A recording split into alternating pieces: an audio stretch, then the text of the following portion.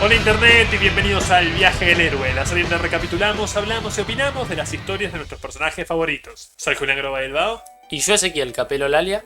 Y continuamos la Guerra Sombra de Hawkman con el número 3, Mis Mundos Opuestos. El cómic empieza unos momentos antes del final del anterior, con Rav Mekir, el asesino de Hawkwoman, siendo atado por la fuerza a un Absorbascon.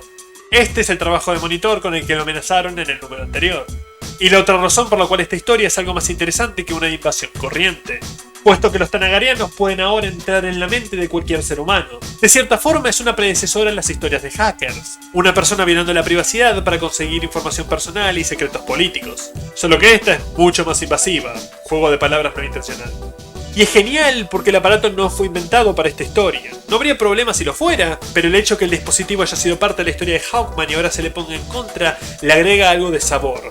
El usar el aparato de esta manera empieza a cambiar a Mekir. Primero su voz, que la narración describe como escalpelo raspando contra huesos humanos desnudos. No sé cómo visualizar eso en voz, pero es una horripilante descripción en el mejor de los sentidos. Primero revisa la mente de Joe Tracy, el agente de prensa del museo que ya conocimos, y revisa sus recuerdos, mostrándonos que fue testigo de la muerte de Hawkwoman, haciéndolo ver más como un cretino por su falta de preocupación en el número anterior.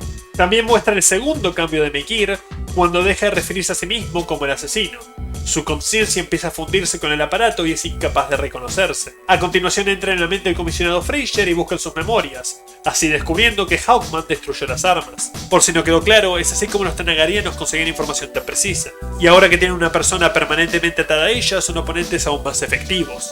A continuación va a la mente de Aquaman. Sabiendo que es aliado de Hawkman, busca las coordenadas de la nave con la que los halcones llegaron a la Tierra, con la esperanza de que tenga repuestos a los cinturones de antigravedad y otras cosas que mencionaré dentro de unas páginas. Esta historieta salió en un periodo de transición para la Liga de la Justicia. El equipo pasaría de ser formado por los personajes más populares de DC a prácticamente cualquiera que no pueda tener su propia serie. Batman se había ido a formar su propio equipo, Superman, Wonder Woman y Linterna Verde apenas aparecían, y por eso la historia se refiere a Aquaman como el actual líder. Esta época es referida por fans y editorial como Liga de la Justicia Detroit, porque el centro de operaciones del equipo dejó de ser un satélite orbitando la Tierra a ser una base en Detroit. De vuelta en el arrecife suena una alarma. Hawkman ya llegó y este flashback empieza a alinearse con el final del número anterior. Los dos soldados dejan a Mekir atado a la máquina que empieza a absorber su conciencia y saturar su mente con demasiados pensamientos, hasta que ya no recuerda quién es o por qué está ahí, completamente fundido con el Absorbascon. Y con eso pasamos a la pantalla de título, que recapitula el diálogo final del número anterior. La página siguiente expande el diálogo, con Felandar explicando que Thanagar no ha logrado replicar los cinturones antigravedad que el padre de Hawkman había creado, solo una versión inferior que únicamente funciona en la atmósfera de su mundo natal. Y acá hay un pequeño juego interesante, para mí evidentemente intencional, en la superposición de Felandar con el cuadro de arriba, en donde pareciera que está haciendo una seña y las naves siguen la seña que está haciendo. Pell le pide que se una a su gente, pero Carter no duda por un instante en renunciar a su lealtad después de las declaraciones de su oponente y el hecho que ejecutaran a su esposa. Entonces empieza a pelear contra toda la avanzadilla tanagariana por su cuenta. La narración explica la premisa de la invasión, algo que todos los lectores ya se dieron cuenta para este entonces. Pero entiendo por qué, la pelea tiene que durar, aunque sea solo para mostrar la ferocidad de Hawkman.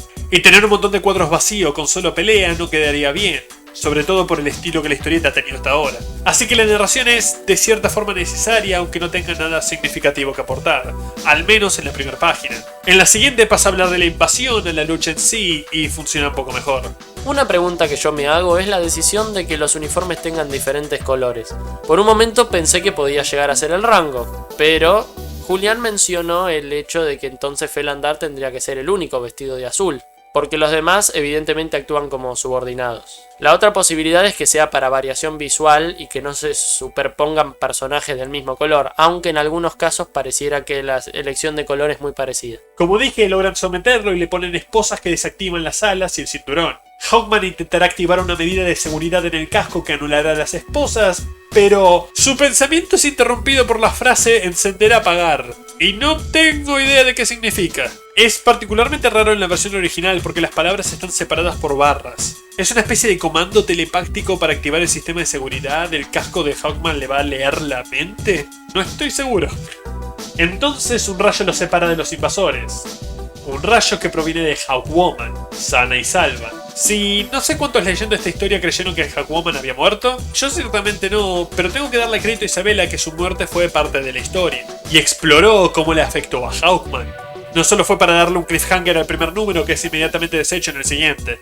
La forma en la que sobrevivió no es la mejor, pero eso lo veremos en un instante.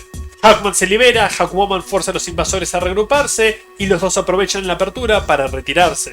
En un principio, Fel ordena darles persecución para que no revelen la invasión secreta, pero cuando a uno de los hombres le confirman que tienen la ubicación de la nave espacial de los halcones, cancela la orden. Cuando los Hawks confirman que no hay nadie siguiéndolos, se toman un minuto para abrazarse y derramar un par de lágrimas, aunque por razones diferentes. Carter de alegría por tenerla de vuelta, y Jay era de tristeza por a quien le pertenecía la silueta en el museo, Mavis Trent. Mavis los había escuchado hablar en la oficina y se escabulló cuando los dos habían ido. Si fue ahí cuando descubrió la identidad de los halcones o siempre lo supo, no queda claro.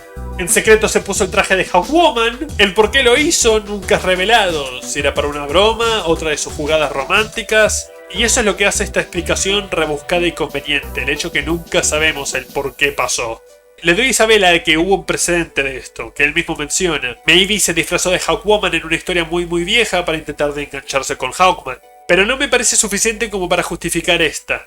Como ya dijimos, ver a Hawkwoman sorprendió a los tanagarianos que no la esperaban en traje completo y la mataron en el sobresalto. Shiera escuchó hablar a los invasores y descubrió que eran de la misma especie, así que dedujo que podrían tener un Absorbascon, lo cual volvería a todo ser humano un espía involuntario.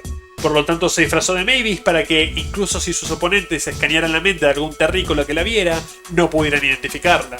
¿Cómo se disfrazó de ella? ¿De dónde sacó la peluca?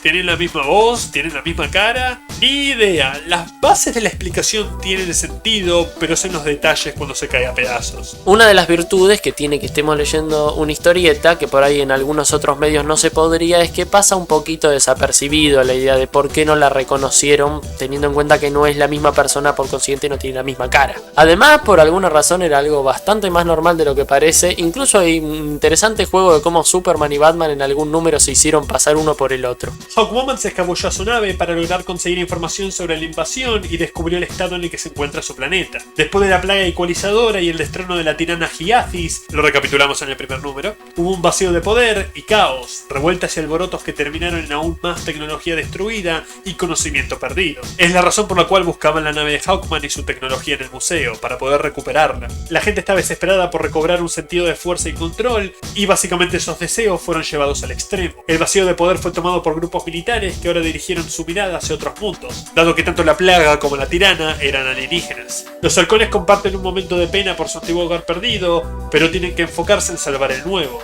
Se vuelven a poner los cascos, y me gusta el comentario de que se sienten incómodos usándolos, ya sea porque ahora son símbolos de guerra o porque son una reliquia de un mundo perdido. Conversan sobre cómo van a moverse a partir de ahora y deciden mantener todo en secreto, no solo para que no cunda el pánico en la población, dado que todavía son una fuerza avanzada y una invasión a gran escala aún puede ser repelida a tiempo, pero también porque la Absorbascon no funciona en tanagarianos, así que cuanto menos información hagan correr, más oscuras mantienen a sus oponentes, y eso incluye a otros héroes. Sin saber que Makir ya tomó la información de la mente de Aquaman, deciden ir al cuartel general de la Liga de la Justicia y borrar la información de su nave de los servidores. Supongo que no pensaron o no sabían que sus compañeros sabían las coordenadas de su nave de memoria, porque si ya saben que pueden leer mentes, no importaría borrar la info de una computadora. Con mucha incomodidad por comentar lo que ellos sienten que es una traición, se logran escabullir y paralizar a Aquaman con una de sus armas. Pero había alguien más en la base, y son desarmados y atacados por Ralph Disney, también llamado el Elongated Man, uno de los dos héroes con poderes elásticos más prominentes de DC, que fue creado porque un editor no sabía que ya tenían los derechos del otro. Creyó que todavía pertenecía a otra compañía. Hawkman lo ataca constantemente, forzándolo a usar ambas manos para retenerlo y soltar el arma. De esa manera Hawkwoman puede recuperarla y dispararle mientras está distraído con su esposo.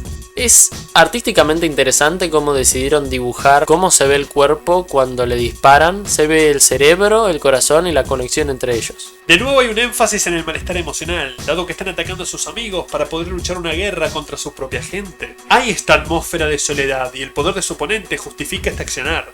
lo cual lo vuelve frustrante para los protagonistas. Es un buen conflicto interno que está bien manejado. Proceden a borrar la información, pero como dije, no importa. Reciben una transmisión de Felander siendo emitida desde la nave de los halcones, que ahora comanda, y la dirige directamente hacia ellos, terminando el número. Hay una decente exploración de las emociones de nuestros personajes en este número, y el tema de la traición por el bien de un mundo está presente tanto en nuestros protagonistas como en nuestros antagonistas. Mientras que para los tanagarianos es una traición moral de sus valores, para los halcones es una traición física, material. Y es interesante porque aunque no es tan profunda, los afecta aún más que sus oponentes. Uno de los clichés más comunes, especialmente en la modernidad, es enfrentar a grupos de superhéroes o a superhéroes, y generalmente siempre resulta muy forzado. Esta es una buena manera de confrontarlos. La pelea final está a la vuelta de la esquina y la veremos la próxima con técnicamente el último número de la Guerra Sombra, Ningún tambor de guerra, donde daremos nuestro siguiente paso en el viaje del héroe. Hasta entonces.